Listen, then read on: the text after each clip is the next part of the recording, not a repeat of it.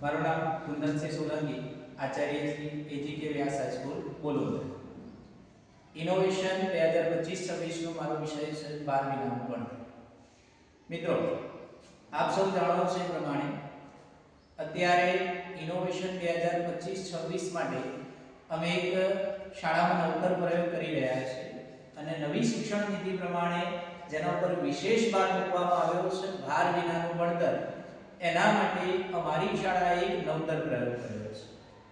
આપણે જાણીએ છીએ કે અમારી શાળા અને એવી ઘણી બધી શાળાઓ કે જેમાં વિદ્યાર્થીઓ સ્કૂલ બેગ જે લઈને આવે છે એ સ્કૂલ બેગનું વજન ઘણું બધું વધારે હોય છે અને એના લીધે વિદ્યાર્થીઓના અભ્યાસમાં રુચિ, પીઠમાં દુખાવો, કમરમાં દુખાવો આવા બધા પ્રશ્નો આપણને વિશેષ જોવા મળે છે. આ સમસ્યા અમારી એકલી નહીં, ઘણી બધી શાળાઓની આ સમસ્યા છે અને એના લીધે બાળકોના ગ્રોથમાં પણ આપણને અવરોધ જોવા મળે છે.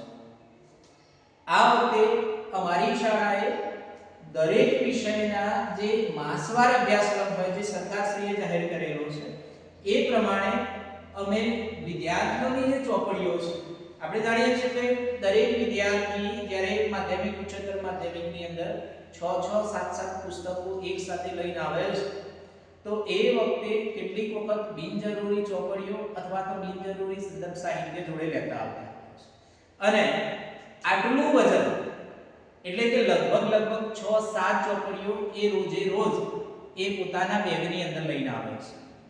એના બદલે અમે એક થોડુંક નવતર પ્રયોગ કર્યો છે.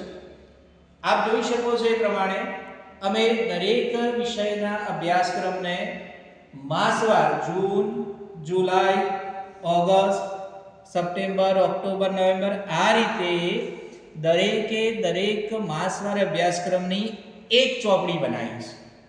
તમને થશે કે આ એક ચોપડીમાં એવું શું બનાવ્યું છે?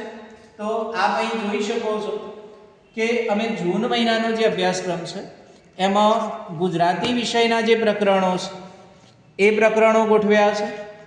ત્યાર પછી વચ્ચે થોડા કોરા પેજ ગોઠવ્યા છે. એના પછી બીજો વિષય હિન્દી, એનું જૂન મહિનાનો જે અભ્યાસક્રમ છે એ અભ્યાસક્રમના પ્રકરણો આમાં ગોઠવ્યા છે. આ રીતે દરેક વિષયના જૂન માસના જે પ્રકરણો છે એ પ્રકરણો અમે અહીં ગોઠવેલા છે.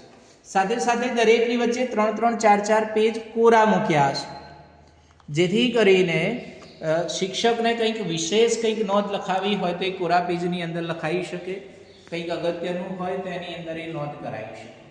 અને વિદ્યાર્થીઓને જૂન મહિનામાં આ 7 પુસ્તકો એક સાથે ઉંચકીને લાવવા એના બદલે ફક્ત એક જ પુસ્તક એટલે કે જૂન મહિનાના અભ્યાસક્રમનું પુસ્તક લઈને આવે તો એના બેગના વજનમાં 30-40% જેટલો ઘટાડો જોવા મળે છે.